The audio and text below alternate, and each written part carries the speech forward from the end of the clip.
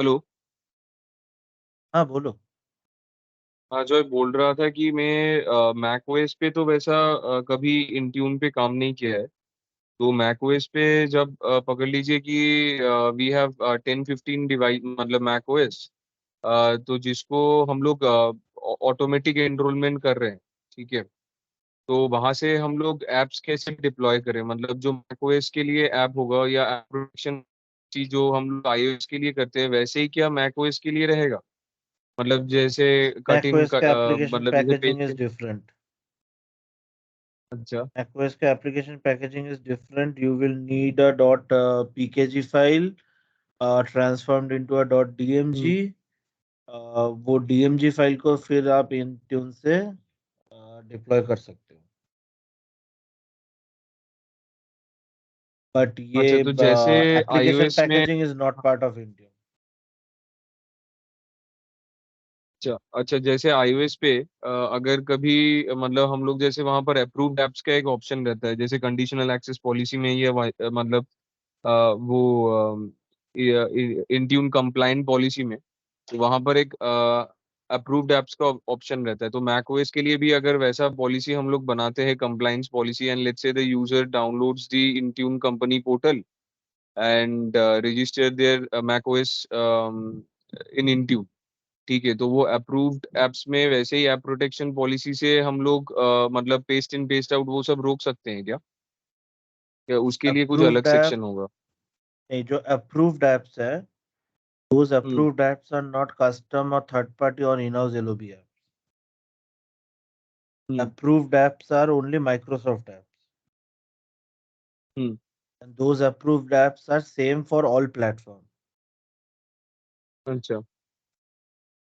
अगर आपको app protection policy लगाना है that is for a in-house application और a third party application, you will either have to get it integrated with the Intune SDK or get it wrapped with Intune app wrapper.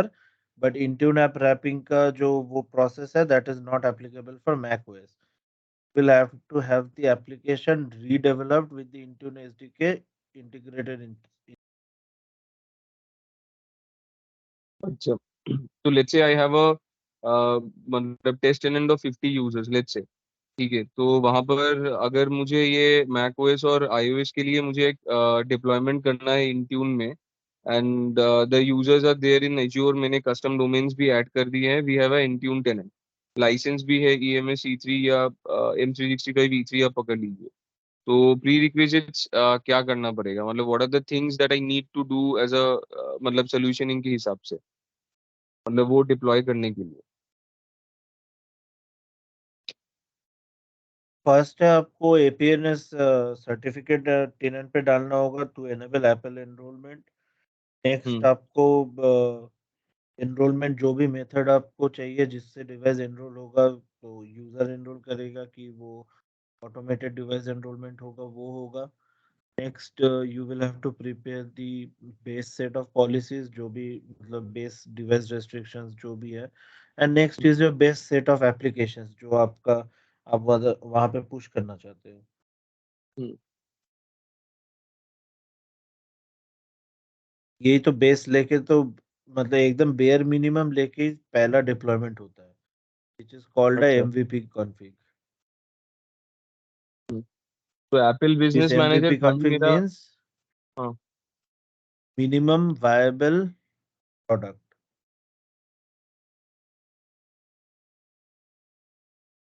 The bare तो minimum जिससे हाँ, आप एक successful pilot run कर सकते हो that is the MVP config.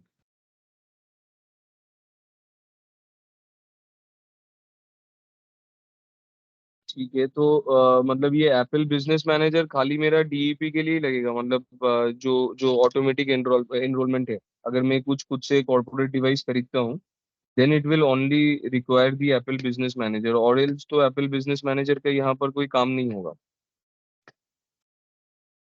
If you want to deploy applications to devices without having the user sign into the Apple App Store, then भी hmm. आपको एप्पल बिजनेस मैनेजर की requirement होगा क्योंकि without it आप VPP apps deploy नहीं कर पाओगे। अच्छा, ठीक है, थैंक यू जी।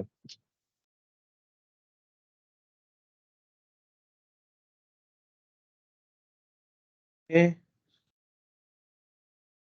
और किसी का कोई क्वेश्चन?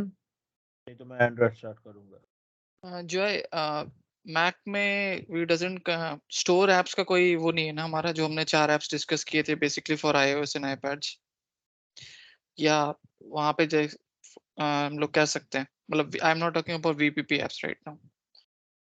स्टोर एप्स मैक में भी काम करते हैं। ओके, जैसे अगर हम स्टोर अपलोड सेम ही करें। है, वो एप्पल स्टोर सेम ही है। Okay okay.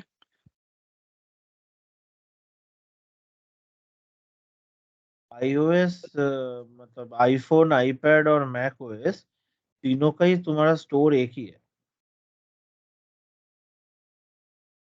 और जो है एक चीज पूछनी थी, नॉर्मली हम लोग मैक डिवाइसेस को रजिस्टर कराते हैं, I think so, not join.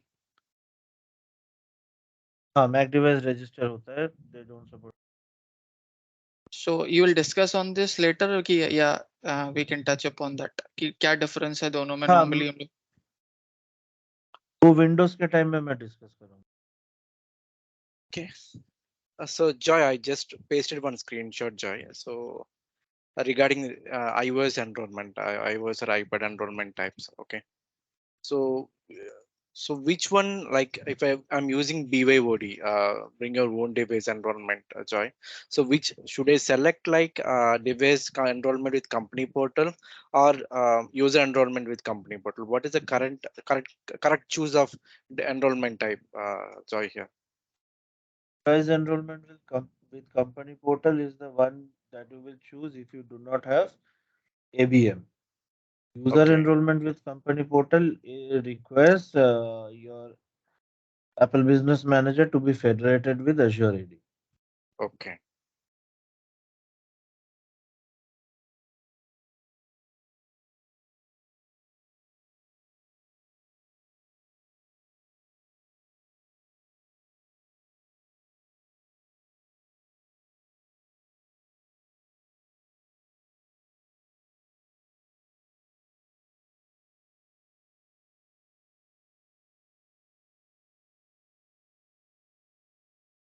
And Joy, one more thing regarding for Android, I am aware that we have kiosk devices with a single app or multi app, means with userless devices in the for single app or multi apps for AAD shared mode.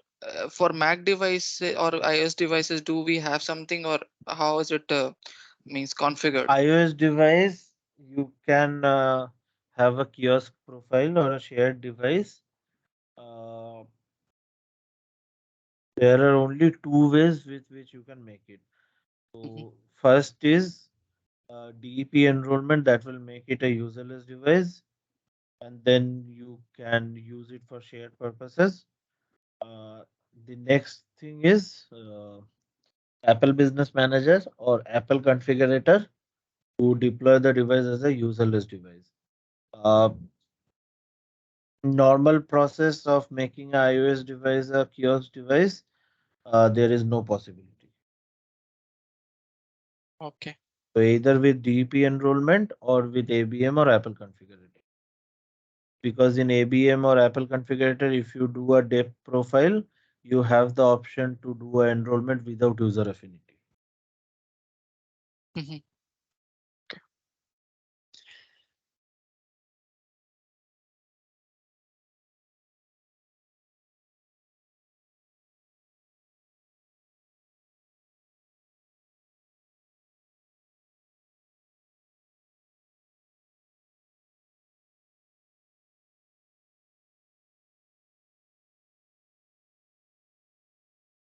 Today we will start with Android management, and let's start with we will also complete Android today itself.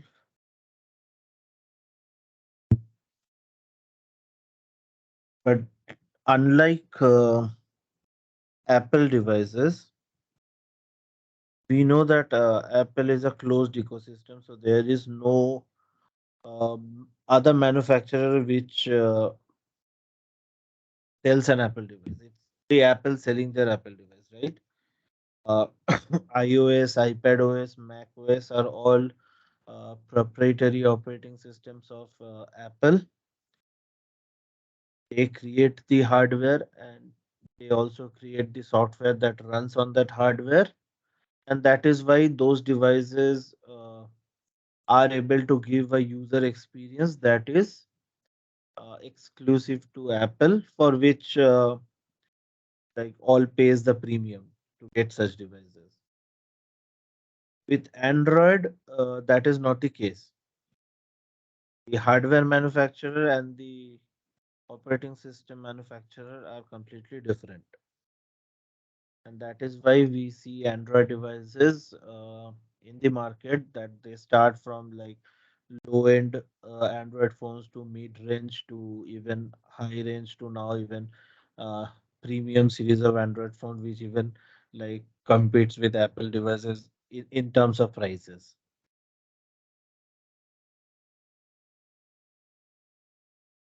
But what most think is like iOS, iPadOS, and macOS, like they are not free because they are proprietary to Apple. The general belief of public is that Android is free and it's an open source operating system, which is somewhat true, which is also somewhat not very true. So Android is free is what people think. So Android is open source. If we look into this, then this is like Android. It basically started as a project by a company named Android Inc.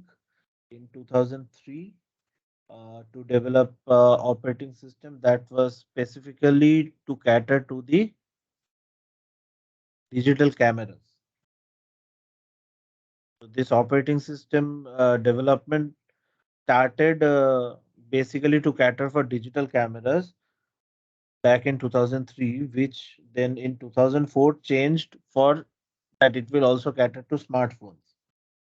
And in 2005, Google bought Android, the company that was behind Android.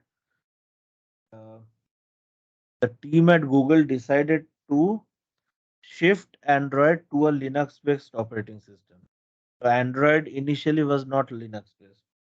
When Google bought Android Inc., they shifted the source code of Android to a Linux based source, and that is how Android become a open source because Linux is open source. So the core component of Android, which is free and open source, is licensed under the Apache license and is maintained as Android open source project. Uh, Anyone working with Linux, they will know what Apache license means or GNU license is. Those are all free and open source properties that anyone can use. So if you use something like that, that is having an Apache license or a GNU license, you won't get a IP hit, means intellectual property hit. You can use it in your project and you can redevelop it further. So the core of Android is licensed under Apache and it's called Android open source project. Uh, and it is maintained by a consortium that is known as Open Handset Alliance, which is commercially sponsored by Alphabet. Alphabet क्या है? Parent Anyone knows company. what Alphabet? Parent Google. company, parent company of Google. Parent company of Google. Yeah. Thus, in sense, so basically, like you, me, everyone, we can take the source code of Android and we can like put in our own customizations and we can rebuild the entire OS to have our flavor of Android and we can run it on a device. That is basically what we can do, and that is why you see Androids have so many mods. There are different flavors of Androids available out there in the market. Um, for even for rooted devices, why people root? Because they want to run a custom ROM on their devices. So that is what. In such sense, Android is free, but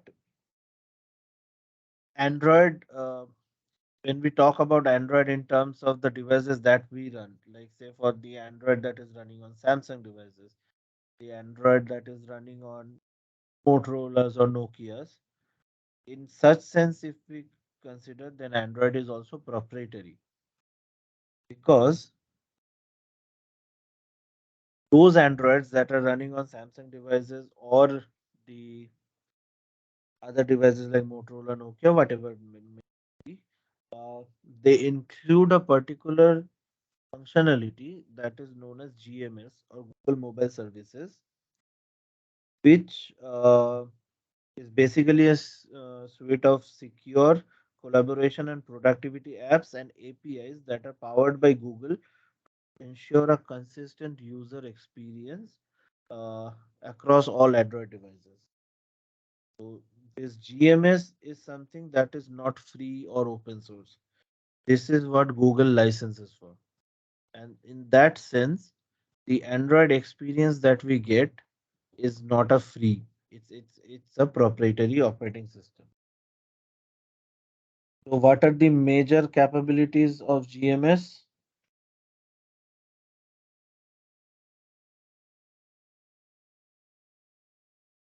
The major capabilities of GMS includes Firebase cloud messaging, Google Play services.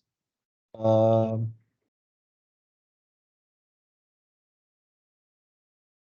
it also contains the other essential APIs like SafetyNet API, Play Protect API, Play EMM API. I will talk about those APIs later on. And this is what the main features of GMS are. And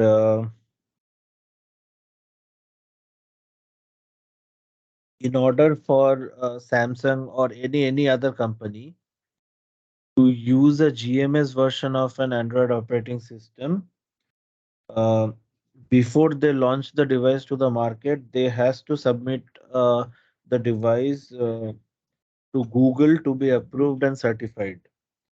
So the devices goes through a series of tests like compatibility test suite CTS, CTS audio quality test, and GMS test. And once it is certified, only after then it can be released in the market. So in such sense or scenario, we cannot call Android as a free operating system, right?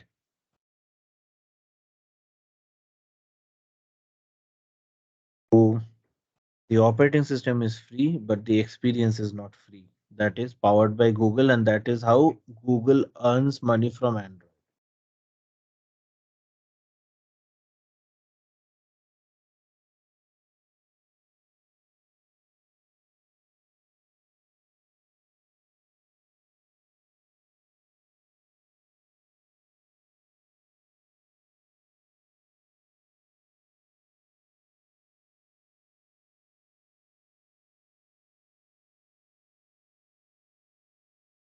So how does so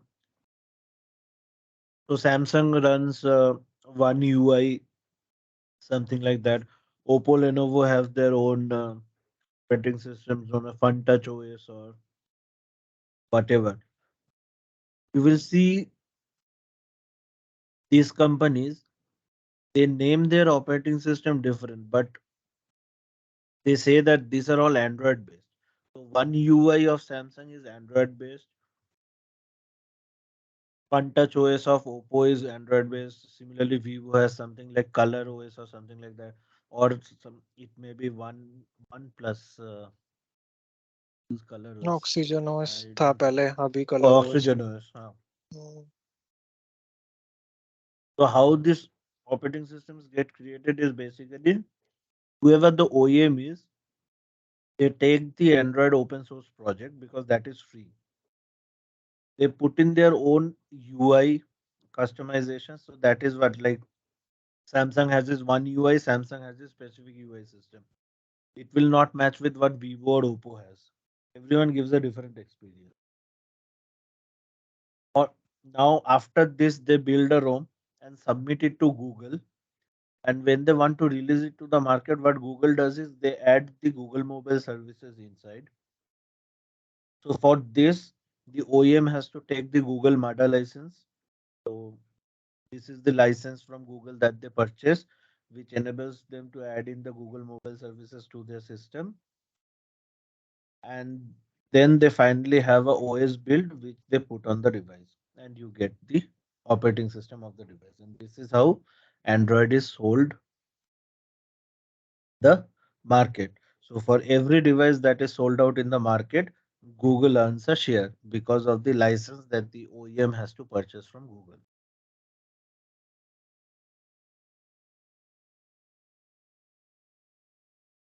Also, yeah, obviously it needs to pass the Android compatibility test to get GMS certified. What will happen if a device is not GMS certified?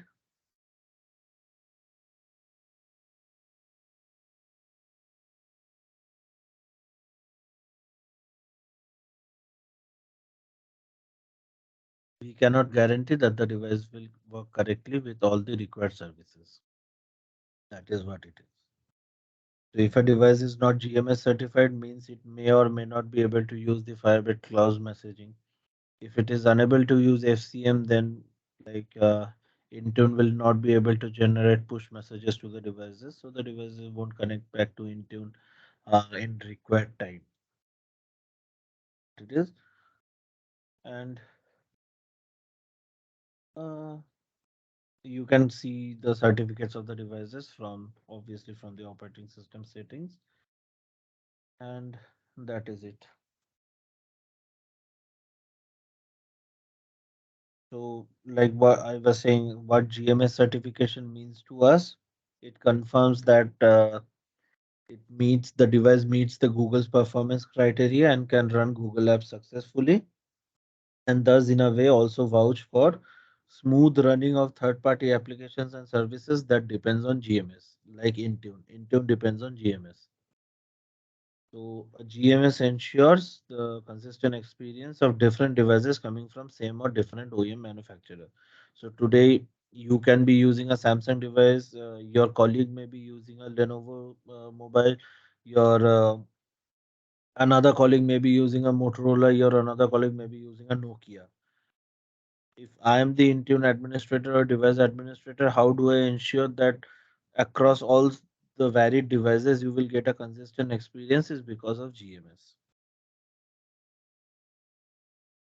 So, as usual, non-GMS certified devices are devoid of GMS applications, and as such, third-party applications and services which relies on GMS may not function properly on the such devices. So, I cannot guarantee whether you will get the same experience or not.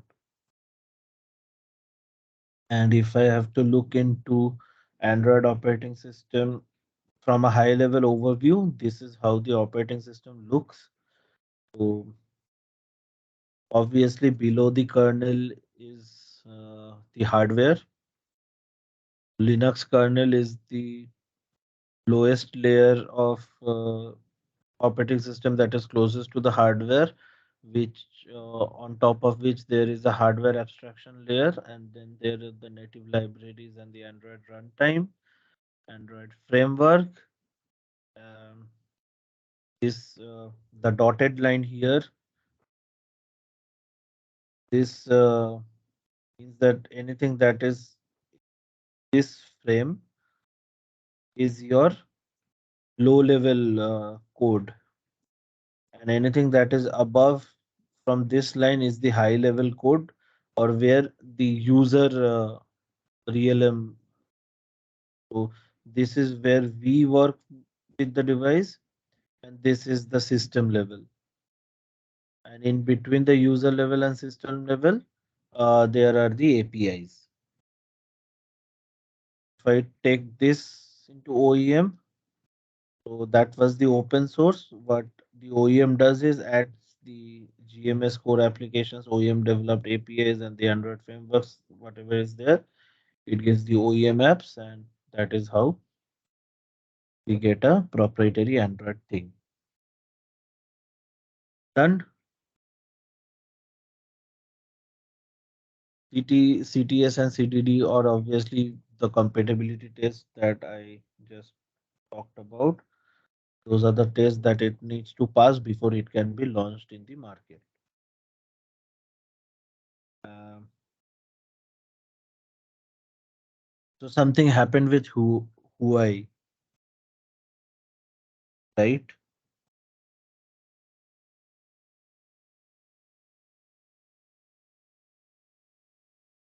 Hello, 1, 2, 3. Yes, Joy. Something happened with Huawei. What happened?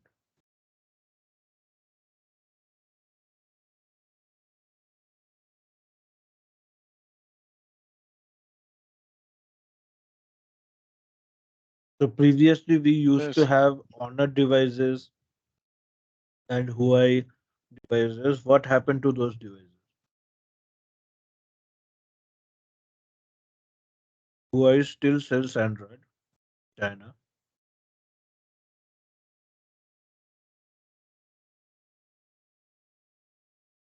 Huawei lost the MADA licensing from Google because they were Okay.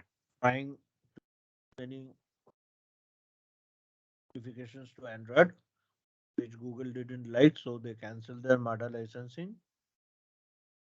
It was also on the backdrop of the uh, China and US tension that was there back in 2015 or 16, I believe. उन पे कुछ What accusation लगा था happened? ना spying का उनके devices पे हुआ है क्या तो ऐसा भी उसके था बदले में कुछ गूगल ने yes yes. So they canceled the MADA licensing, so Huawei cannot technically sell devices with GMS services included. So their devices were very successful. But then, because they lost the licensing, they became out of contention for the market. And now they mostly sell devices in the Chinese market where GMS services are not that much required. And this is how their Android looks like. So they prepared something which is called as the Huawei Mobile Services, which is almost equivalent to what GMS does for Google. But as I said, it's not something that is available worldwide. So it's something that is specifically catering to China. So that is how they do it. Now we have been talking a lot about GMS and things like that and the Android operating system. We will now get into the management part of it and why GMS is important.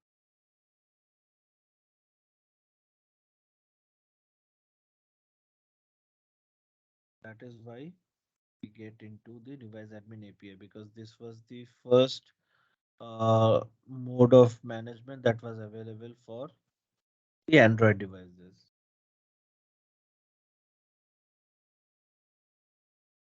The same like user download company portal from the Play Store. It acts as the device policy controller, that is the short DPC.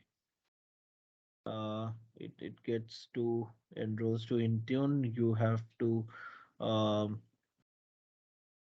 activate the company portal as a device administrator on the device, and then it would be able to manage the devices. Uh, Now, what was the main problem with this device admin API? Like why device admin API was then deprecated and we moved to Android Enterprise? What what was the problem with it?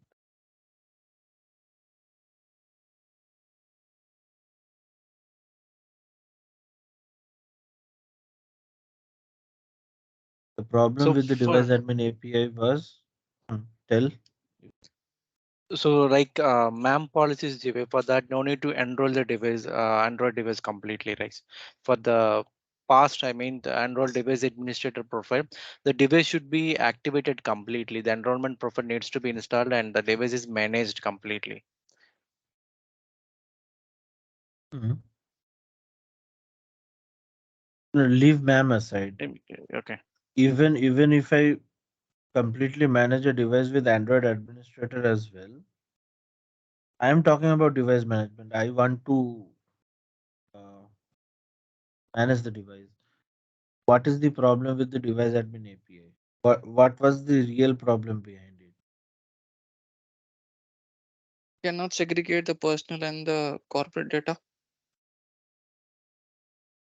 That is one thing, but this is a, I can say, as a side by point.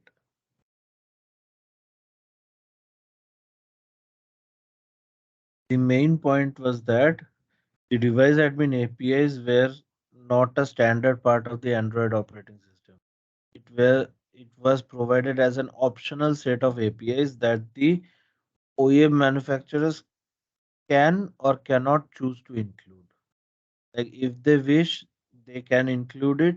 If they don't wish, they don't need to include it, as it was set as an optional. And this resulted in a all or none behavior. In the previous like years, when device admin API was the only way we could have managed an Android device, we had seen like even devices coming from the same manufacturer. For example, Samsung. We take the example of Samsung. A Samsung J series device and a Samsung M series devices would behave differently when managed with uh, Android Device Administrator API, because Samsung chose to include some APIs, chose not to include some other APIs in their OS iterations. You cannot, when you make something as an optional, you cannot ensure that every manufacturer will be including those set of APIs, and you will have a consistent management experience on all the devices.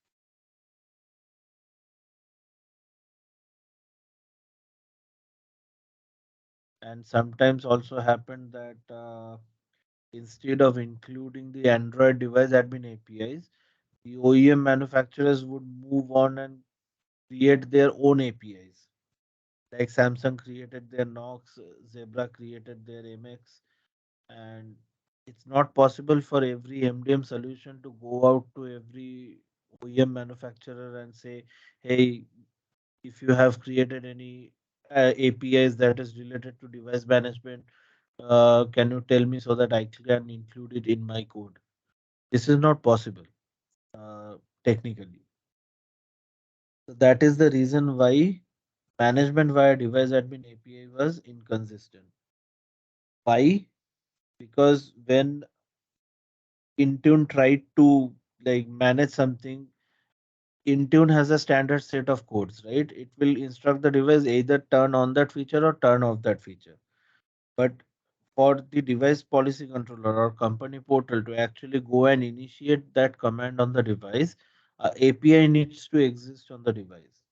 And if that API is not existing on the device, then how will company portal go ahead and initiate that, right?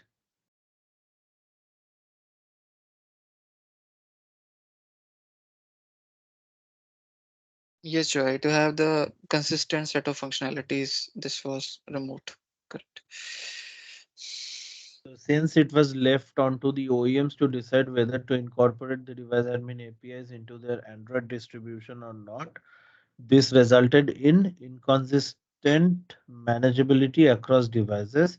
Sometimes that could be experienced with different device models of the same OEM or between devices from different OEMs. And all this resulted in into the other problems of device admin API. Those are like it did not facilitated the separation of work content from personal content. It could not support a secure app distribution because even if you want to distribute apps from Intune via company portal, you would have to go into settings and enable the install apps from unknown sources button, because Intune technically was an unknown source for Android. Then it required factory reset protection to ensure devices can be recovered when employees leave. It did not prevent the removal of device administrator. So once like you enroll the device, you make company portal the device administrator. As a user, you can still go ahead into the settings and disable company portal app as the device administrator, and then you lose manageability of that device.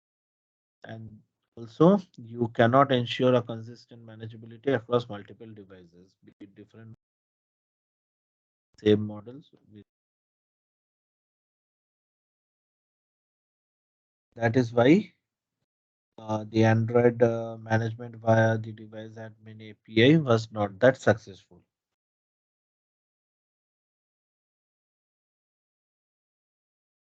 It was basically all or nothing. So means like basically you could technically you can manage all the features, but maybe theoretically or in reality, it is not possible.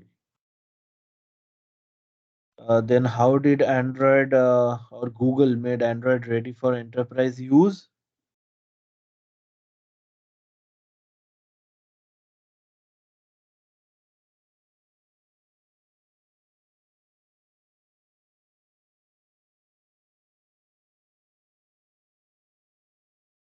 Hello, one. Joy, is your work profile, the separate profile which is creating on the Android? Oh, To Android Enterprise. Android Enterprise is a name that came later. Android for work it was when it first came out. Anyone knows the version of Android with which Android for work came out?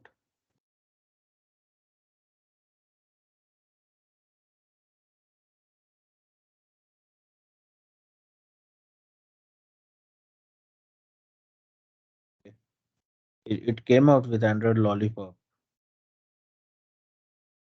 Uh, Android for work was first produced with Android Lollipop, but the device administrator APIs were still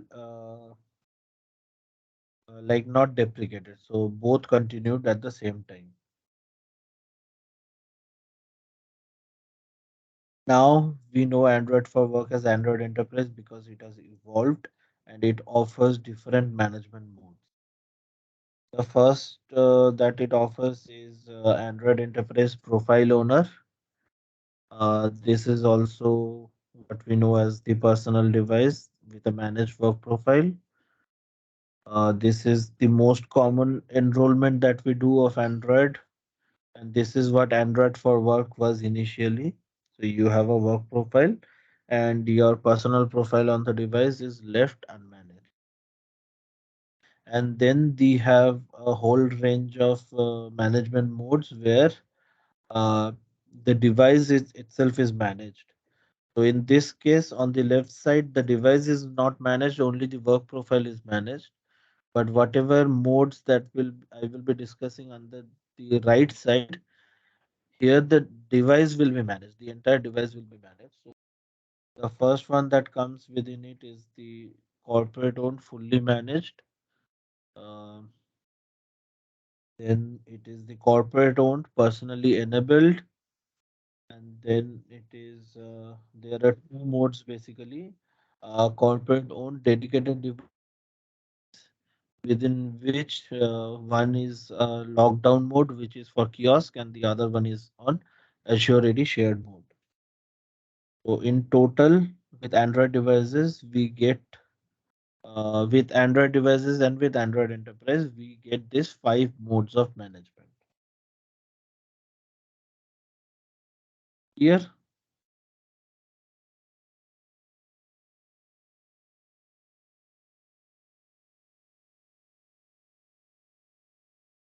I will discuss on the use cases of each mode uh, later. These are the five modes that are available. Uh, but it's not only about the five modes that are available. These are the management modes. Android also offers different provisioning modes, the way you enroll the device into management. So first one is obviously the company portal method where you sign in and get the device enrolled. That is how you do it with the work profile devices, personally owned work profile. Then for all the devices, all the management modes, the four management modes that were under the device management scenario, you get the option to get them enrolled via QR code or via NFC or via a Android token. And then for those four management modes within the device management scenario, you also get the zero touch from that five different management modes, five different provisioning modes suit each one. Uh, that is the flexibility that Android offers. So you can see already that if we're looking into just the management of iOS versus an Android devices, Android gives you already much more management modes that is available than iOS. It also gives you much more provisioning modes that is available than iOS. With iOS, you only get to install it with company portal or with Apple Business Manager. But here you have so much many more methods. Uh, Android Enterprise also offers secured app distribution via the Google Managed Play. So it's the private version of the Google's public Android App Store that is designed for organizations to manage and deploy applications to their managed Android device fleet, which is backed by the security and scalability of Google Play Store. Uh, it eliminates the need for users to use their Google accounts because the managed Google Play Store on the device works on an obfuscated account. Uh, it lets you to push applications from device management portal once you have added and approved and synced the application from the Intune portal. And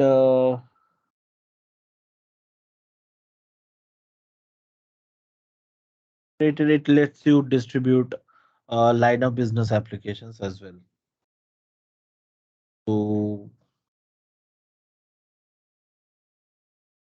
this is all the benefits that you get with Android Enterprise: multiple management modes, multiple provisioning modes, a secured way of distributing apps to your managed devices.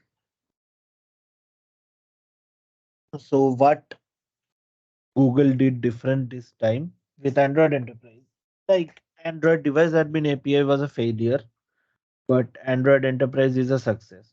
So what Google did different?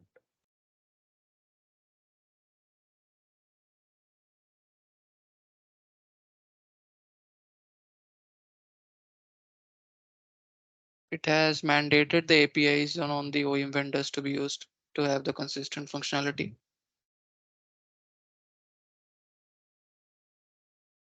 True, but half true.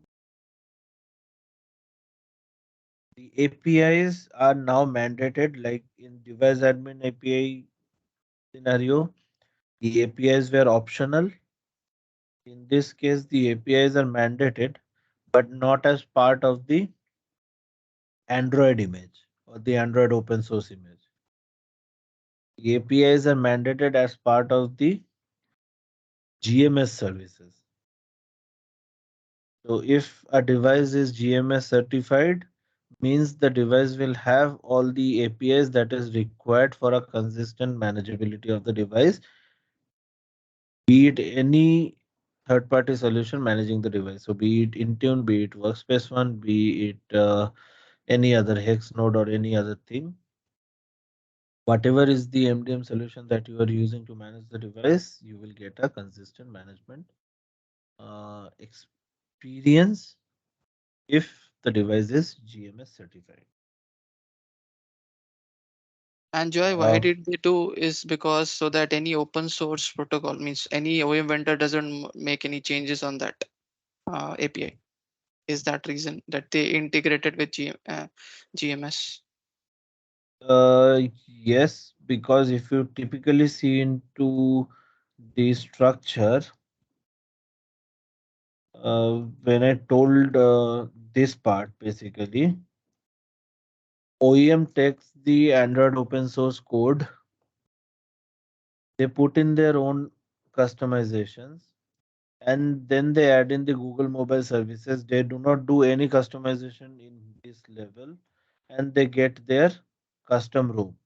Now, if I again further move the other slide, this slide here, if the APIs were made part of the Android open source image, like here, then this part the OEM could have customized with. But if the APIs are integrated into the GMS core services, then the OEM has no control over that.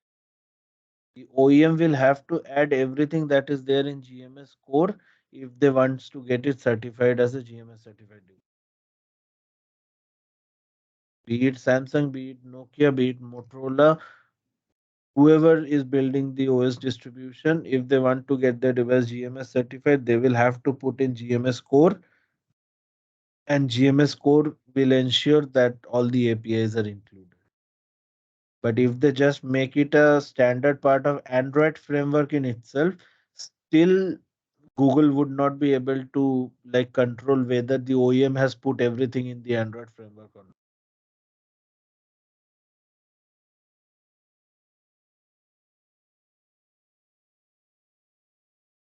Joy, Right? I have a doubt. I have a question here. So I'm on a layman language. If I'm asking, I have a stock Android that normally comes in without any customization, either with Redmi or any, and I'm building on that. I go to a Redmi and buy a Redmi, and they build up customize app. So how would I differentiate in this high level overview for stock Android or a normal or a API build Android where they have made customizations? As a public, you will only have to go into your device settings and see if it is a GMS certified device or not. Okay. In your device, if you go to settings and you see that the device is not a GMS certified device, means it does not contains the core services of GMS and it may or may not work properly when managed. Okay, Joy. On a Samsung device, let me check if my mobile has battery. Does not have. So sometime later on, but I showed in one of the where wait. Huh. In this series, if you go into devices, you see that Play Protect certification, which is highlighted in the Yes. white box. Yes. So this shows that whether the device is a GMS certified device or not. You can check it from going into settings. The Play Store की Probably settings it would be different. Will have like I don't know what options under, but mostly it will be under hardware info, software info of the device. This is under Play Store settings, Joy. Hmm. For Redmi, it's Play Store. I have seen it. Play Play Protect Store, certificate. then go to settings, then about. Uh,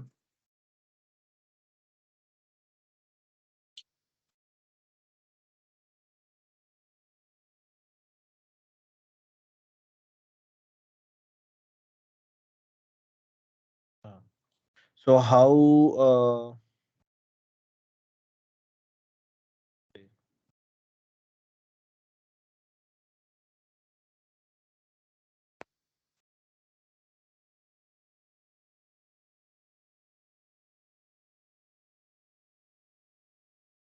this is how uh, GMS evolved into Android Enterprise, or may I can say like Android from work evolved to Android Enterprise, and then uh, step one is they mandated GMS. Step two, they came up with Android Enterprise, and step three is they came up with Android Enterprise recommended. So now Google uh, has a website for Android Enterprise where they show which devices are Android Enterprise recommended. So, if as a company you want to ensure that your devices uh,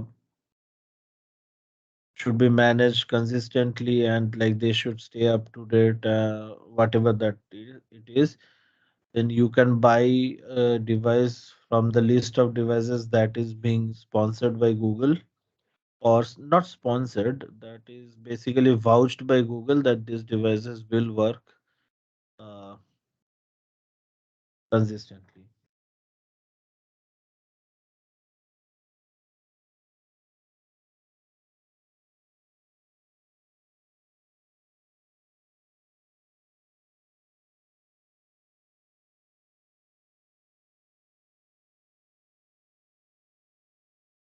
So again, all Android Enterprise recommended devices are GMS certified, but the reverse is not true.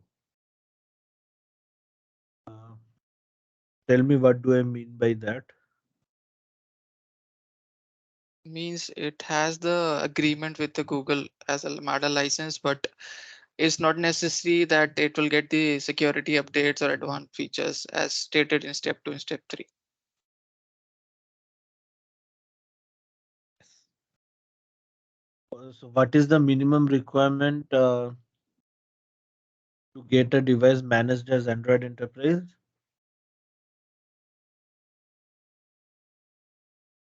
I think it should get the regular patch updates and should get the next version, updated version, at least twice. I'm not sure. The basic requirement for an Android Enterprise management is a GMS certified device. Now, GMS certification only vouchers for that the device is compatible or it will provide a consistent management capability, but it does not vouchers that whether this device will get a regular update or a regular security update and things like that. To enhance on that, that is where Android Enterprise and Android Enterprise recommended comes in, which vouchers for the security update and the patching of the device. But in terms of management, if I have to say what is the basic requirement that I need from the device level to ensure that it can be managed as an Android Enterprise device, then the basic requirement is that the device must be GMS certified. If it's an Android Enterprise recommended device, obviously it's a GMS certified device, so it will be managed. But again, then every GMS certified device is not a Android Enterprise recommended device because not every models or not every device gets OS updates or security updates every 90 days. Samsung does that nowadays. Samsung provides security updates, and even I have seen they do what version upgrades of Androids on the devices. But previously, if we have seen, there were many device models which stayed with the version of Android that it came with. It never got upgraded during its life cycle. It has happened, right?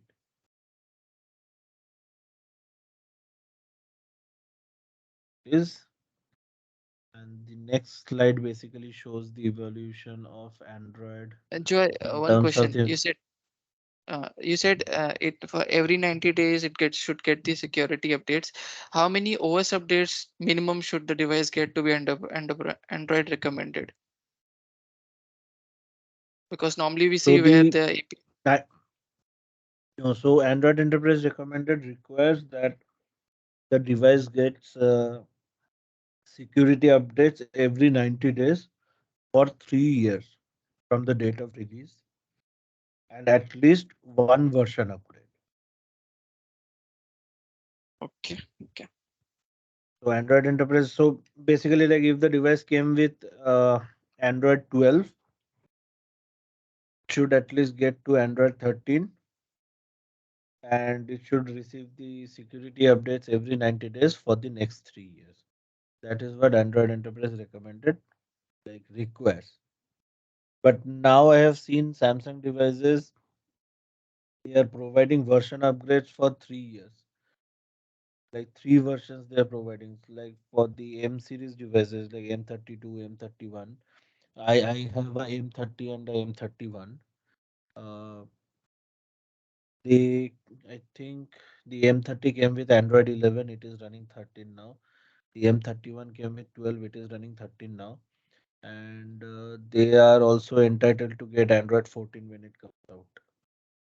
So Samsung is doing a good job regarding pushing updates to the devices now.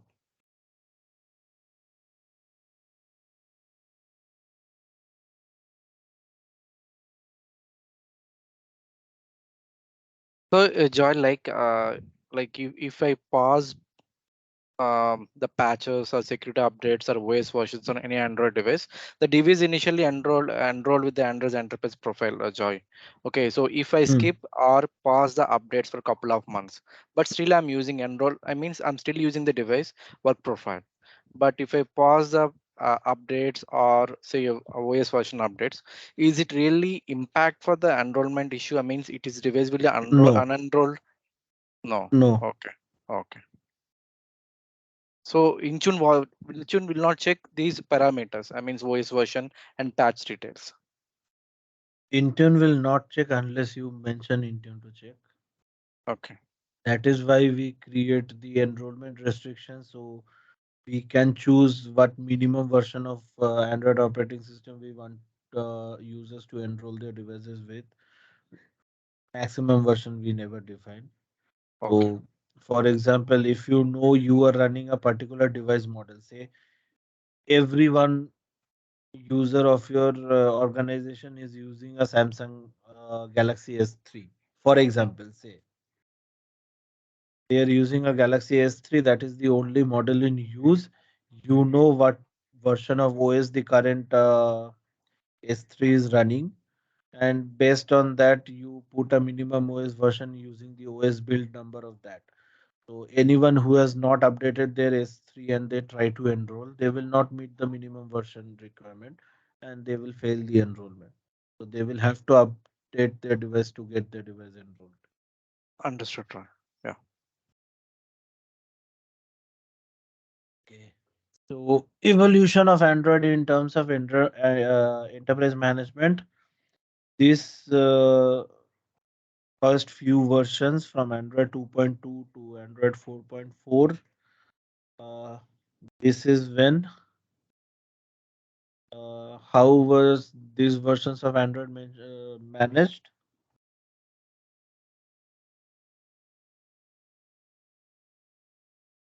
Device API.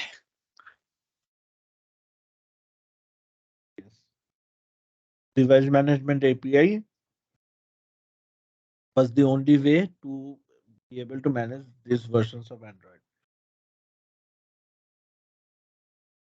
Then the next set of versions that came is Android 5, and with Android 5 or Lollipop, the Android for Work debuted.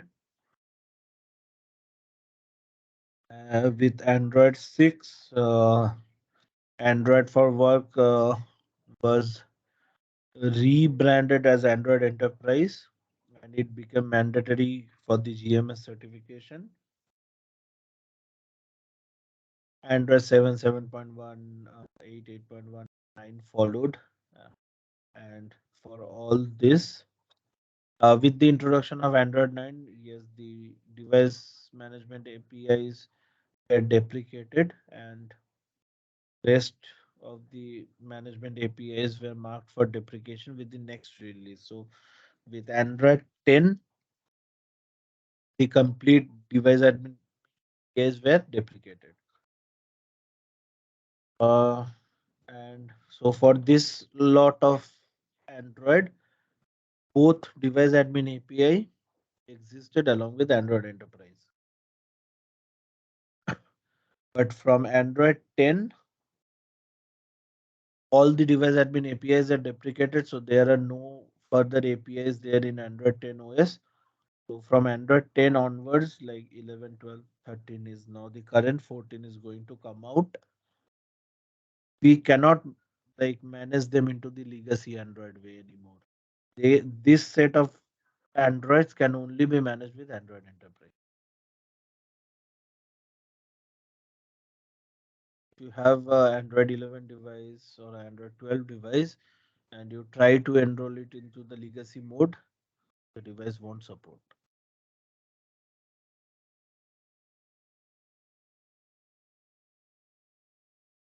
But we still see some device admin API uses. Can anyone tell where?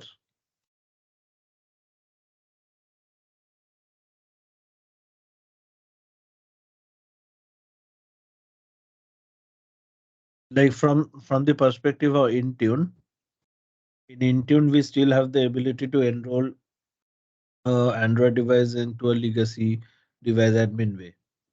Why that option is still available? Because obviously we have moved a long time from Android 10 to 13. I would hardly believe anyone having an Android device now that is running Android 8 or Android 9.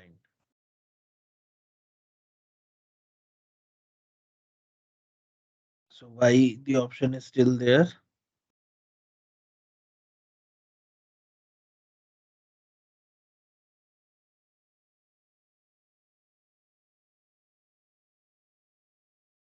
Hello, 1, 2, 3.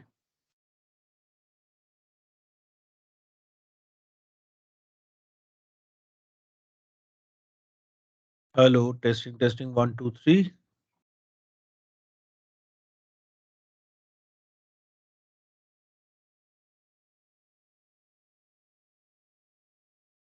Not sure, Joy. Not sure. Because of Microsoft Teams devices, there are some Teams Room devices which runs the lower versions of Androids, and those devices, Teams Room devices, are not GMS certified, so they can only be managed using the device admin API way, and that is why the legacy management mode is still available with Intune.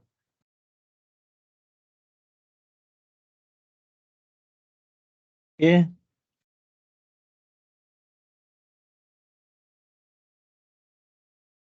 Next is we will look into the evolution of Android Enterprise itself as a program. So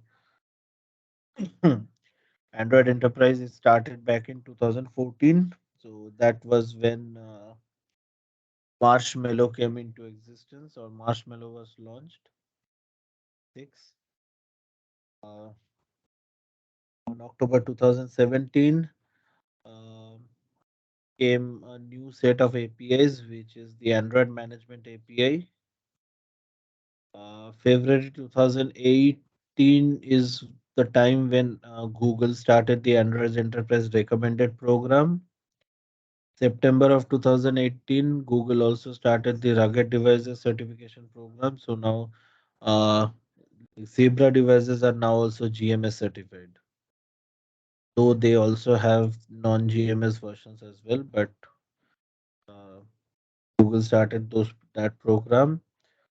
Uh, January of 2019, Android Enterprise Recommended became a EMM standard. February, it became a MSP, means a managed service provider. And on August 2019, Google launched the zero touch support for enrollment as well. So that is the timeline how Android Enterprise itself evolved as a program. Android Enterprise, how it is implemented into the operating system OS stack, like previously, like as I said. So the OEM developed APIs, Knox and Zebra MX, they stay in here. But as I said, Google neither mandated it to be included into the Android framework, but instead what they mandated that it should be a part of the GMS core, so that it will be available for every OEM manufacturer who goes for the GMS certification, and that is where the Android Enterprise Play EMM API is. Play EMM API is basically the first set of Android management or Android Enterprise APIs that were launched. Um, Previously, we used Play EMM API for Intune as well, but then uh, if you looked into the previous, if you look back into the previous slide, uh, I said like 2014 Android Enterprise was introduced. So at that point of time, it was using the Play EMM API. But on 2017, Google came out with a whole new set of APIs, that is the Android Management API, which now Intune uses. So the EMM API then converted to Android Management API or AM API, and that is how Intune communicates with the uh, devices in those set of APIs, right? Clear?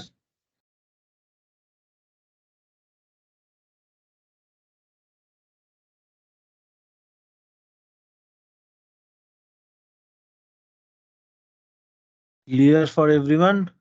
So Joy here, Samsung, Knox, and Zebra MX.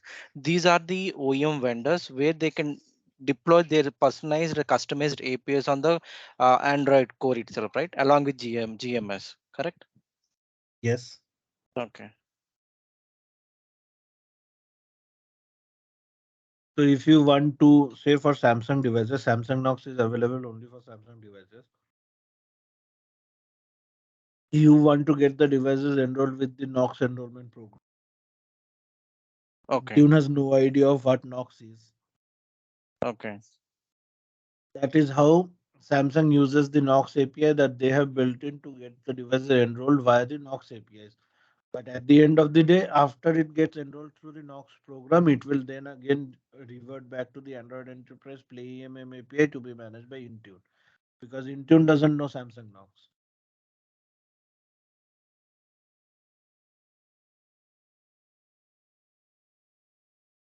Okay. Okay. Similarly for Zebra as well.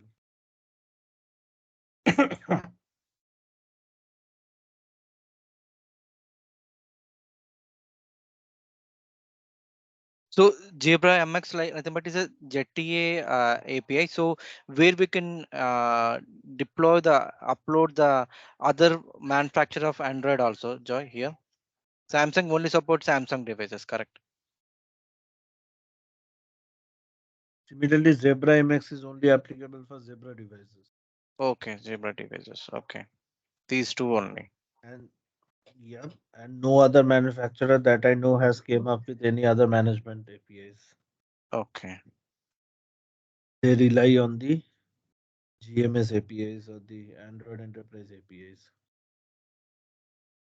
Okay, John. Uh, Now, if I again go back into the 5 modes of management, one mode of management is the work profile, which you are currently seeing. So there is a personal profile and then there is a work profile. And in here, the company portal acts as the device policy controller. But there are 4 other management modes where I said like the entire device is managed. And in such cases, the company portal is not there on the device. Then who is managing the device in that sense?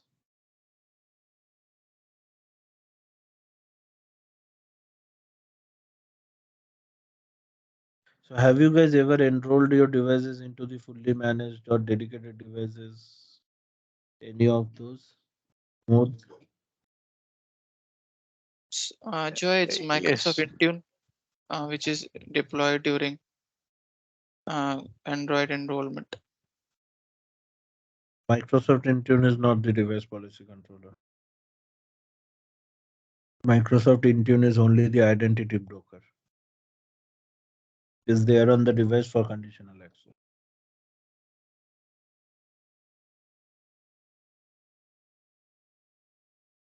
In such scenarios where the device is managed, there is no company portal on the device. Google's own device policy controller acts as the DPC. The company portal is not your device policy controller anymore. So how does it works is Intune sends the policy configuration to Google using the Android Management API, which is service side API. It's not a device side API. So Intune sends the policy configuration to Google using Android Management API, and Google sends the instruction back to the device policy controller on the device, which then gets the instructions initiated on the device. So that is the reason if you have any problem with the device management modes, you raise a case with Microsoft. Microsoft then raises a case with Google, and Microsoft and Google together works on the case and gets it resolved.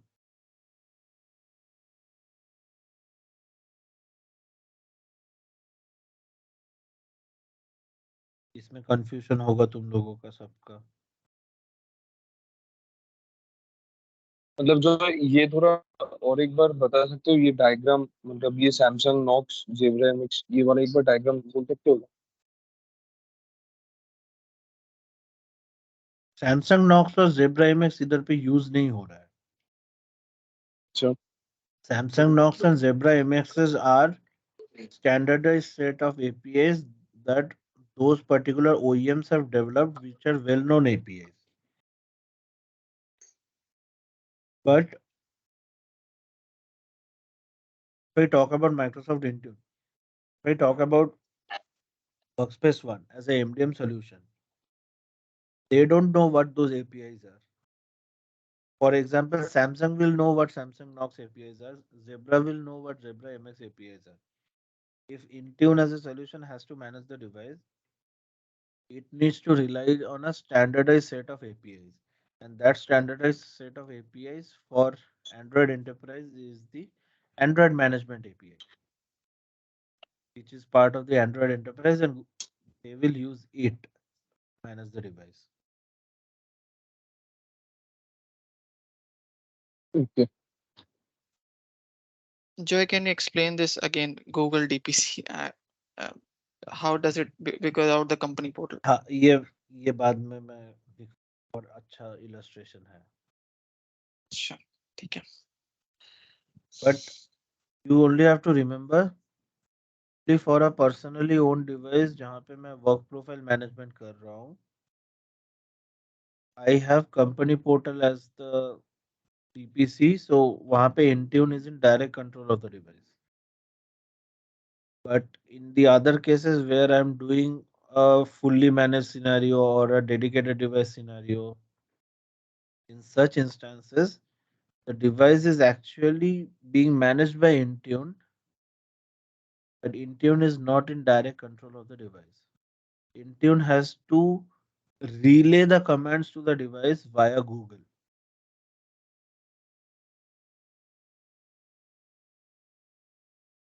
Now, why via Google? I will come to that later. Now, just keep remembering. Okay. So again, available modes क्या था? Device Administrator and Android Enterprise. Within Android Enterprise, there are two modes: Profile Owner, which is the BYOD or work profile, and the Device Owner, or which are the corporate owned devices scenario. And within corporate owned devices scenario, we have the dedicated device, fully managed, and the fully managed personally enabled. Dedicated device again branches out to two modes. One is the dedicated device default, and the Azure AD shared device mode. Right?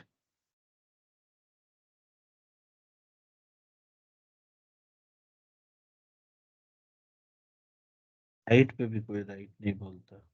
Yes, Joy. Yes. Yes, yes, Joy. Yes.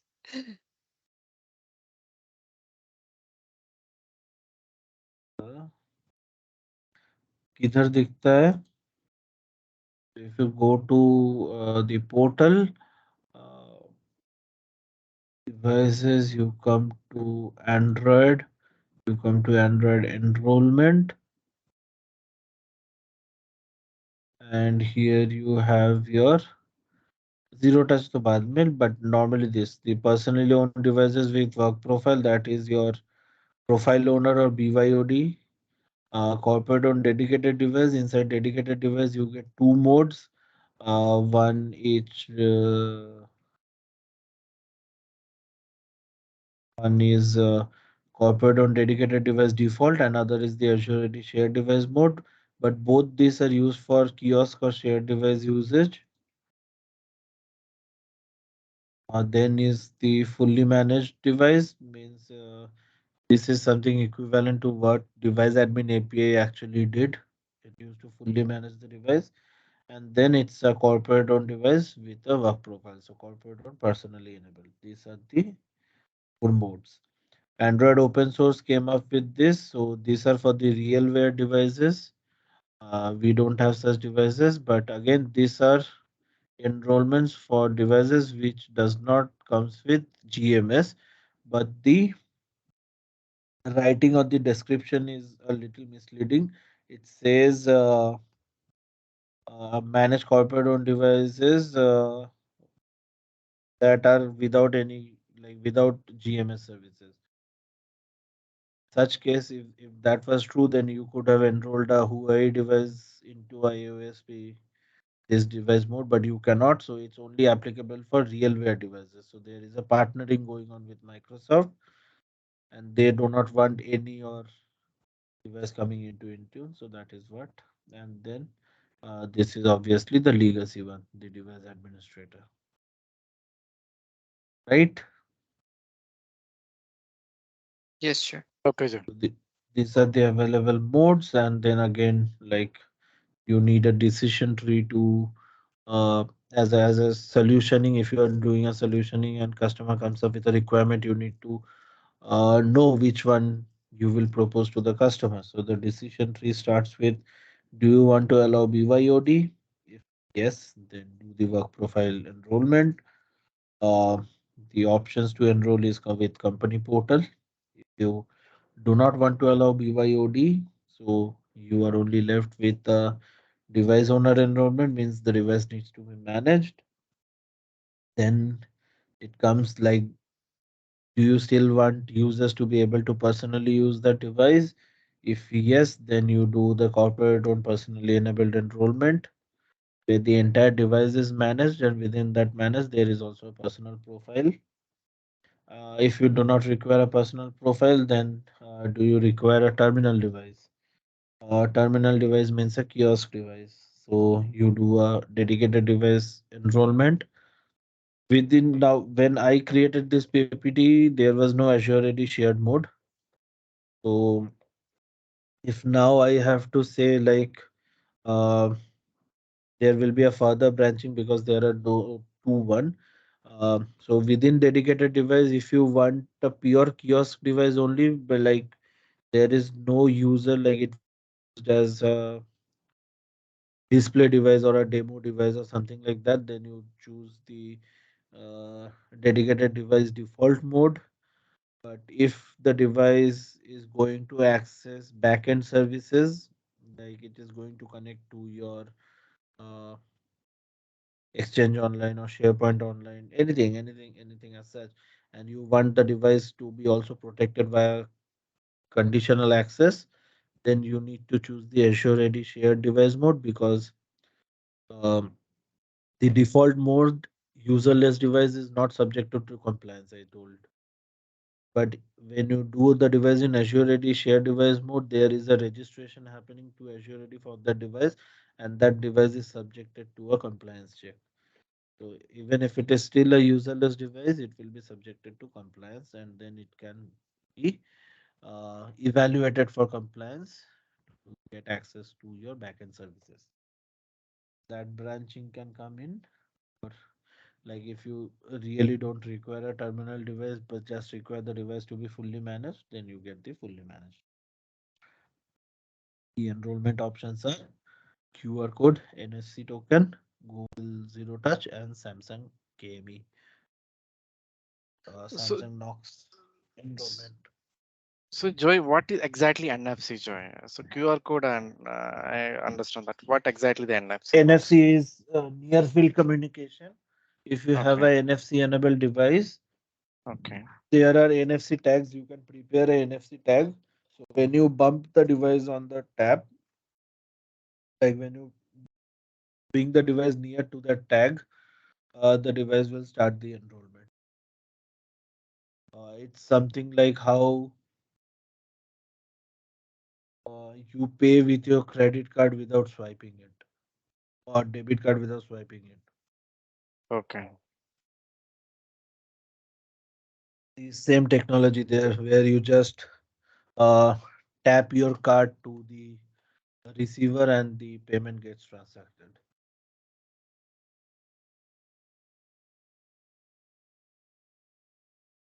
Use किए हो ना transact मतलब ये वाला payment? Tap to पे ये हाँ yes, अब तो फोन्स में भी आ गया ना, फोन में भी है। एंड्रॉइड फोन्स में। हाँ। तो it is using the same technology NFC. Right.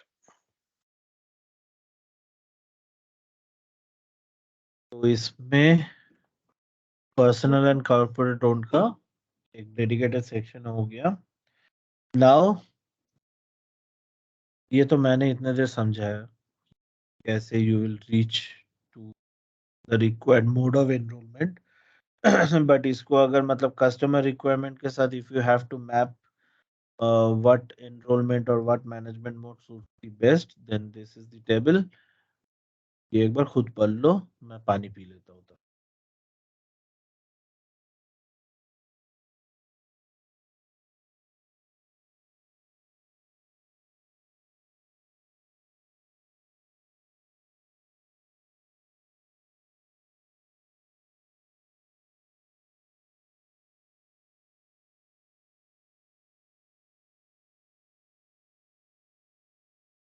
Clear? Yes, अच्छा। इसके बाद इसमें ये मैनेजमेंट मोड्स में और कोई क्वेश्चंस होना नहीं चाहिए। इससे ज्यादा क्लियर और मैं नहीं कर सकता।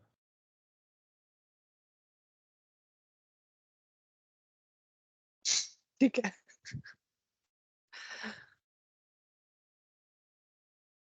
नेक्स्ट इज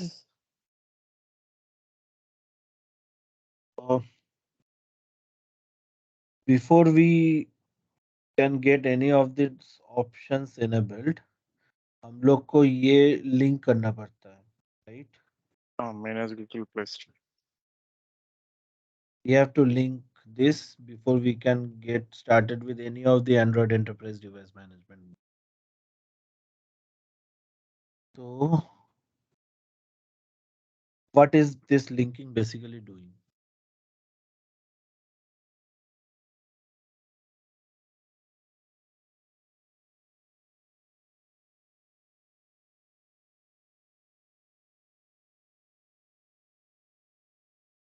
अरे एटलीस्ट कोई बोल दो कि एपीएनएस की तरह ही काम कर रहा है। लेकिन सर क्वेश्चन यहीं पे मेरा था जो यहाँ पे एपीएनएस में हम लोग सर्टिफिकेट नहीं करते, but Google does it push any certificate.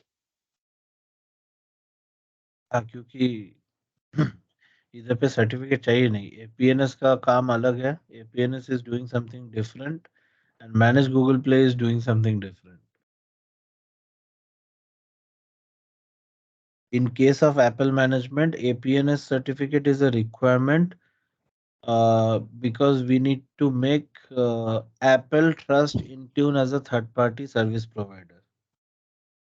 Because Apple is a closed ecosystem, Apple do not trust any third-party service provider.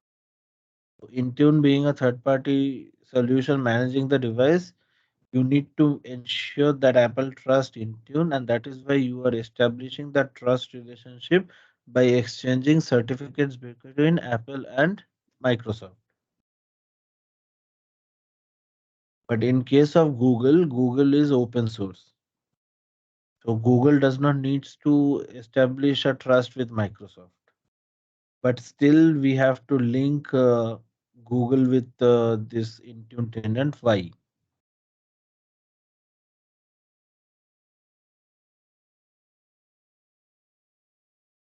Because of a major functionality difference between how Intune is managing an Apple device versus how Intune is managing an Android device. In case of an Apple device, Intune is the real authority of device management, and Azure AD identity is the real identity being used on the device to manage the device. In case Yeah. of Google, Intune is not the real device management authority. Neither Azure AD is the real identity provider. Even though the company portal, I will be signing in with my company credentials, but that credential at the end of the day is not being used to manage the device. The device will have a separate set of credentials on the device that you can see if you go into the device settings. It's something that will start with a long number, basically an obfuscated account. Because of that functional differences, we need to link the manage Google Play. So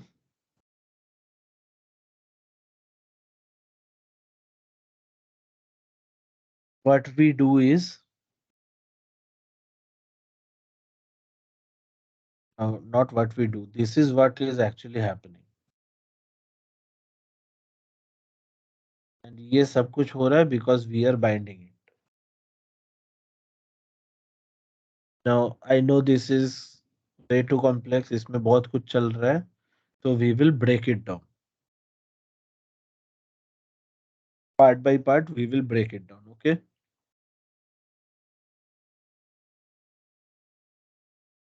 But ये actually तुम्हारा पूरा high level overview है of how Android Enterprise Management with Intune works. Screenshot लेना है ले लो.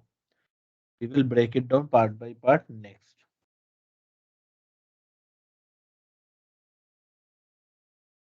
So Intune, I said, like, it utilizes Azure AD as the identity provider, right? But Azure AD Google के लिए कोई काम का नहीं है because Google does not know what Azure AD is. So Intune reaches out to, like, when we click on that वो link जो हम लोग actually कर रहे हैं Google Managed Play का, this is what is actually happening. Intune is going ahead and requesting an enterprise ID from Google, जिसमें Google is asking for a enterprise service account.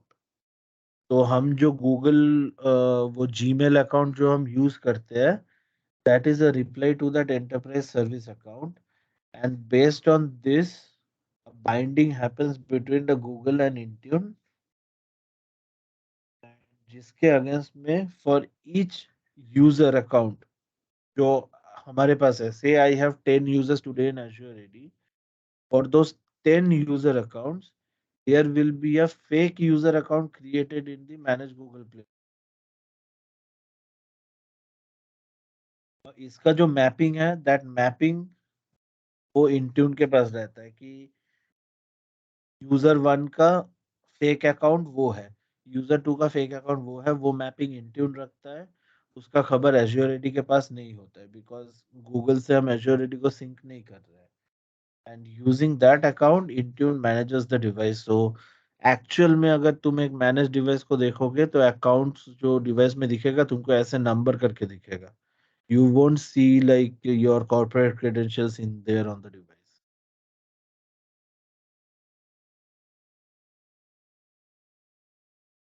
जो बोल रहा हूँ वो सच है कि नहीं?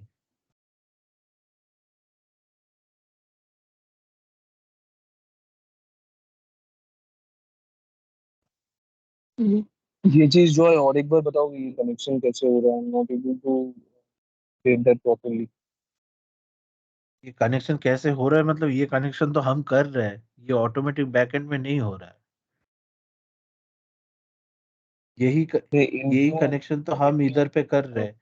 ये जो कनेक्शन एस्टेब्लिश किए, ये एस्टेब्लिश करने के लिए जो प्रोसेस है, जो पहले स्टार्ट होगा, तो वही इंट्यून इससे गूगल से एंटरप्राइज आईडी मांगेगा, गूगल इंट्यून से एक एंटरप्राइज सर्विस अकाउंट मांगेगा। तो एंटरप्राइज सर्विस अकाउंट क्या है, जिस अकाउंट से मैं साइन इन कर रहा हूँ।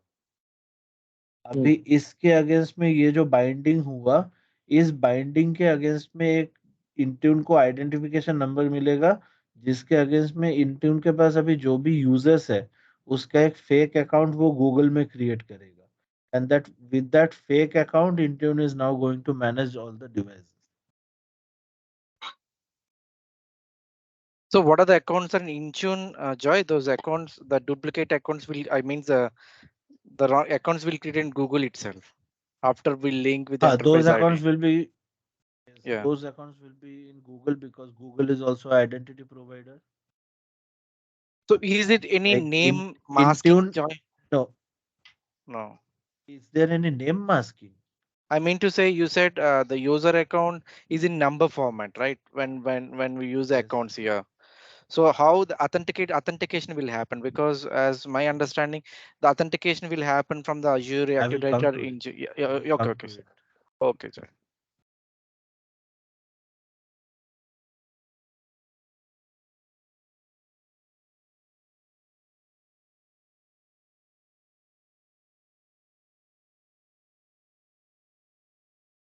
A high level overview. This is a work profile scenario. Um, Top level is the work profile scenario. Low level, the bottom portion is a managed device scenario. समझ में आया ना, एक ही पिक्चर में मैंने दोनों को डिपिक्ट किया, BYOD and COD. Intune, in case of a BYOD, forget the below half. Intune is sending the OMA-DM instructions. Manage Google Play is in between. Manage Google Play के, because of the manage Google Play, you get the fake account on the device, and company portal is managing the devices. But in case of corporate owned devices, Intune, as I said, like there is no company portal on the device. So Intune has to send instruction via Android management API to Google. Google will evaluate the policy, send it to its device policy controller, and it will get enacted on the device using the same fake identity that managed Google Play is in there. So managed Google Play is a common entity between all the different management modes, because managed Google Play is not only providing you with the application, but it is also providing you with that fake identity with which Intune is managing the device. काम कैसे करता है? We will get into it. First, we will see into BYOD. So this is how BYOD management works. हाँ, the pointer. तो ये हम लोग का Intune पोर्टल है. Let us consider, and this is like you, me, हम सब, we are the admins. We do a manage Google Play binding, and we configure policies and things like that. So we send it, Intune will send it to this backend service where it will uses the Play EMM API. As I said, manage Google Play binding enables Intune to use manage Google Play account to provision managed devices. So it will use the fake account to provision the work profile that is in there.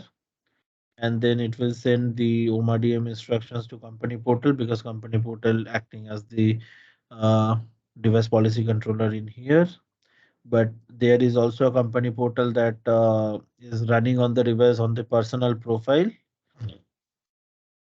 तो user initially क्या करता है, अगर we see on a personal device, user will initially go, पहले the device will only have the personal profile, where user will go into the Play Store, get the company portal app installed, और यही जो company portal app that is running on the personal profile यही पे sign करेगा and then ये company portal app that is running on the personal profile ये close हो जाता है and then a work badged company portal app start होता है एंड वो एनरोलमेंट को फर्दर ट्रिगर करके लेके जाता है right Yes, Joy.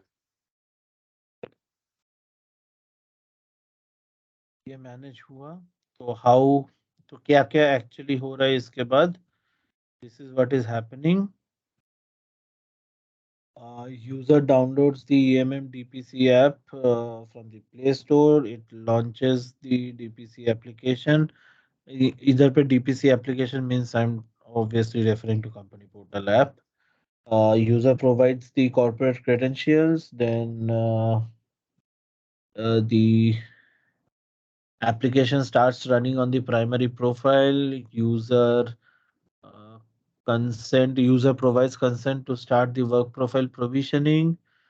The DPC app means the company portal app initiates the work profile provisioning and then it checks for whether the device is encrypted or not. If the device is not encrypted, then user is prompted to encrypt the device.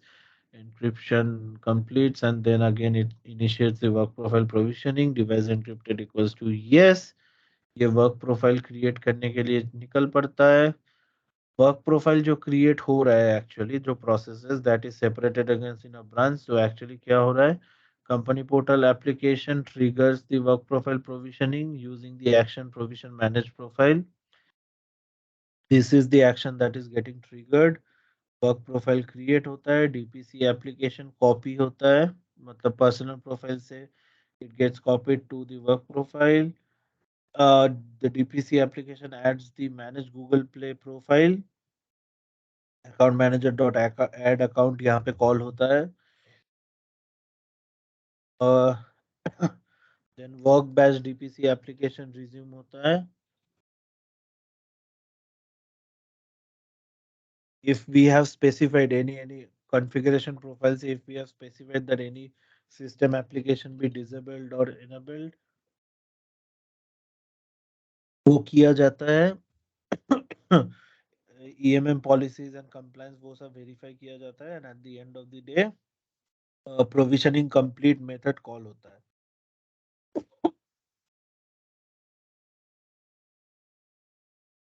ये जैसे complete होता है then DPC application enable किया जाता है और at the end of the day जो personal profile में जो कंपनी पोर्टल ऐप रन कर रहा था उसको डिसेबल किया जाता है and it completes in the loop and that is how you get work profile created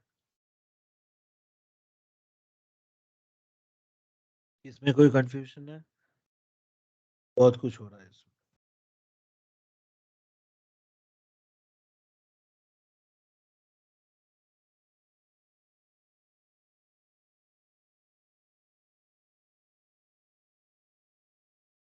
So Joy, regarding if device is encrypted, okay. So in autopilot, we discussed about TPM attestation something, correct, Joy, for the encryption thing. So it comes to Android, what exactly the encryption, how encryption works, Joy, here comes to Android. Is it data encryption or complete device encryption? complete device encryption so whenever you are creating a password on the device modern android operating system is created in that way that as soon as you create a password your device is encrypted.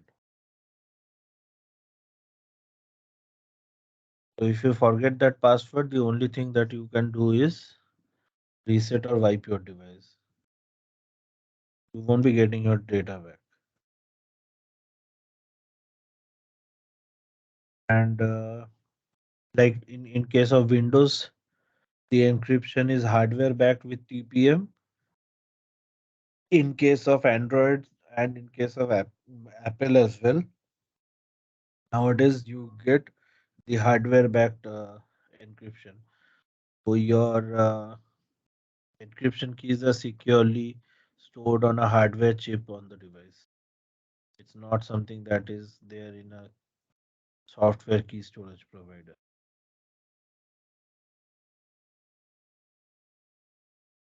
But in Windows, we actually initiate the encryption using BitLocker. In case of Android and iOS, we do not initiate the encryption.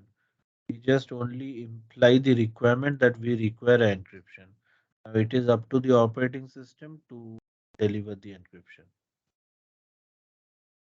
So for iOS device, when you create a PIN or when you create a Face ID or a biometric lock, uh, for those who are still having the Touch ID, whenever you create that, you are basically encrypting your device. And for Android also, it's same. As soon as you create the password, your device is encrypted. So if you do not have a password set on your device, like you have taken the device out of the box, you have set it up, but as of now you have no lock key configured. So like you take the device on hand, you tap it and the screen comes alive. There's no password pin requirement or face ID, something like that. In such a case, the device is unencrypted, and when you try to do a work profile enrollment, it will ask you to set up a device passcode. And when you set that device passcode is basically when your device is getting encrypted because of the requirement of encryption. Okay, Joy.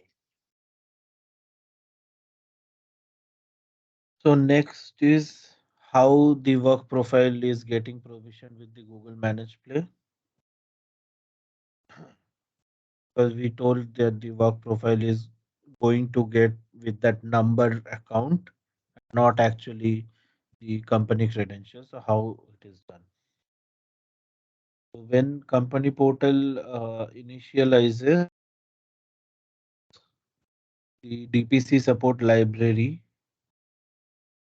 uh, it ensures that the device can support the Google Managed Play account. That is the first activity that the work-based company portal app does. It enables or initializes the DPC support library, and then it goes ahead to Intune to request for the uh, fake account.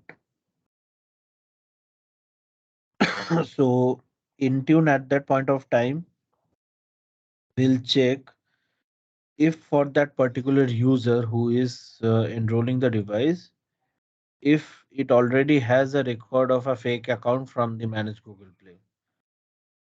If Intune has that, it will go and send the reply back to company portal directly. If Intune see that this particular user, like first name dot last name at the rate xyz.com, if this particular user does not have or Intune does not have a record of fake account for that user, it will go ahead to Google to request for a fake account. Now, this request to Google is happening because of the Play EMM API binding that we did, the binding of the Google Managed Play that we did. When Google receives the request from Intune, it will go ahead and create a fake account for that for the user and send it back to Intune. Google will not keep a track of that account. It's the responsibility of Intune to keep a track of that record. So Intune will save it in its database. It's a database that is separate from Azure AD. It will store fake ID from Google, and then it will provide that fake ID back to the company portal app, and the company portal app will use that fake ID to complete the provisioning of the work profile. Clear how the device gets the fake account created and who keeps track of that?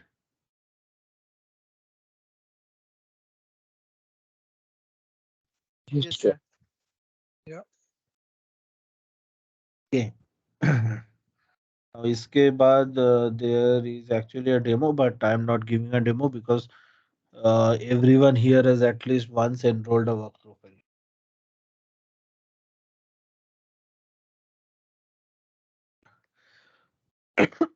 Next in the case is device management. We have completed with the personal BYOD devices. And this is the overview of device COD, corporate owned devices. So as I said, there is no company portal on the device. So here you have the Android device policy manager. Uh, if this MDM service is Intune or Workspace ONE, whatever that it be, it cannot go ahead and directly manage the device. Instead, it will have to send instruction to Google via the Android Management API, and then Google will evaluate the policy and send it to its device policy controller to get it enacted.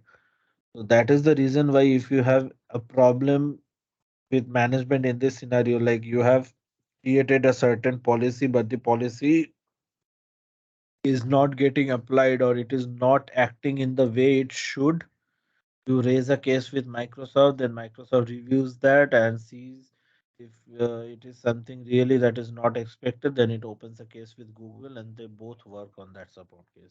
It's not the entire responsibility of Microsoft to get this resolved. But device owner provisioning कैसे चलता है? You can see it from here. So basically, it starts from this first here. You connect to a Wi-Fi. It checks for updates. Uh, Obviously, it will know that it's a device. It starts the enrollment. So it's basically an automated enrollment, like how we do it with Autopilot. Or no, not. I will not compare it with Autopilot. I will compare it with the Apple Business Manager. Out of box enrollment, if you want to enforce out of box enrollment, you have to go with a fully managed scenario, and that is how you are doing it.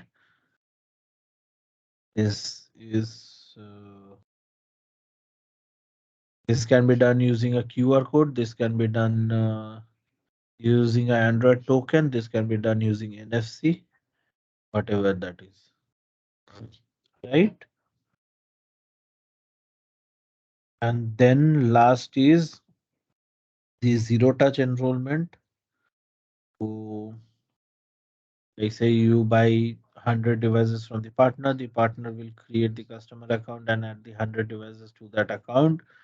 The partner will ship the devices. The company will create the uh, MDM configs or EMM config required for the DPC and apply it to those 100 devices. And say I am the end user who receives one such device. So as I take the device out, I power it on, uh, the device will come to this screen, which means like as soon as you take it out of the box and powers it on, it knows that the device belongs to organization and it shows you this. And then you click on next, next, next, and you get that particular enrollment thing, whatever. So if we break down this Google Zero Touch and Samsung KME flow, then this is what happens in parts. So company purchases from an approved reseller. So you have to purchase from an approved reseller or retailer. It's not that like I go out today and buy a device from any vendor out there on the market and I will be able to do a zero touch or a Samsung KME. It's not like that. You have to purchase from an approved reseller. Then the reseller will add the devices to the company account, something similar what I showed in Apple Business Manager also. Like you purchase from a vendor, you have to add the vendor, create a trust, and then that vendor would only be able to upload the devices into your ABM instance. Similar here, and then as IT admin, you have to create all the enrollment profiles and get is assigned to the devices. Also similar to how we did it with APM, that we created the DEP profile, sync the devices, assign the profile, and then only the user could go through the enrollment. And that is all about Android device management. So this is how you get it managed. For applications, again, it's the same thing. Store applications, web links, and LOB applications also you deploy APK files. So for Android it was for iOS it was .ipa the LOB. For Android it's .apk. And that is all.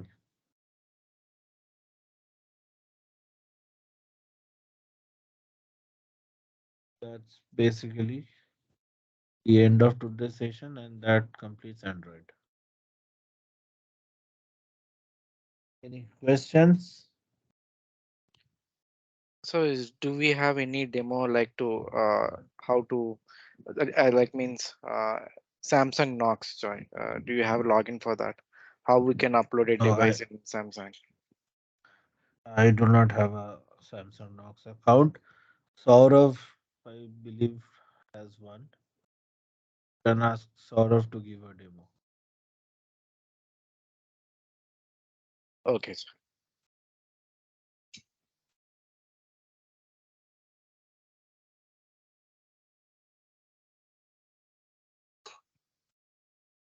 I will give a demo of uh, doing a kiosk device on Android and also a kiosk device on iOS before starting with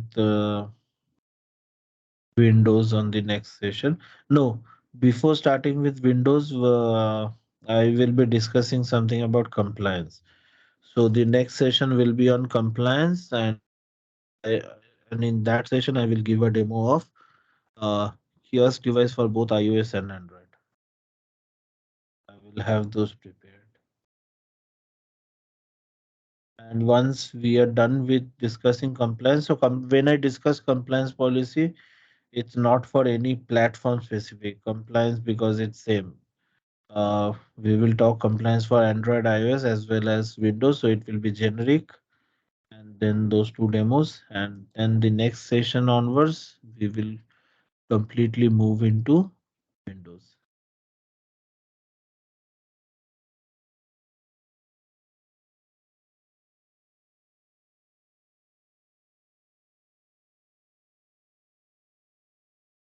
Joy, any Joy, can session for you MAM policies? MAM policy is also forgot. MAM policy will also be one class session. But we will get to MAM policies after a few days. We will start with Windows and then in between someday we can have a MAM policy.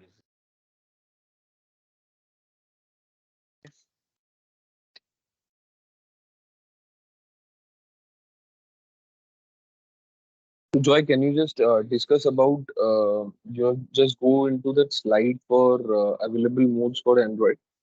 I have a query over there.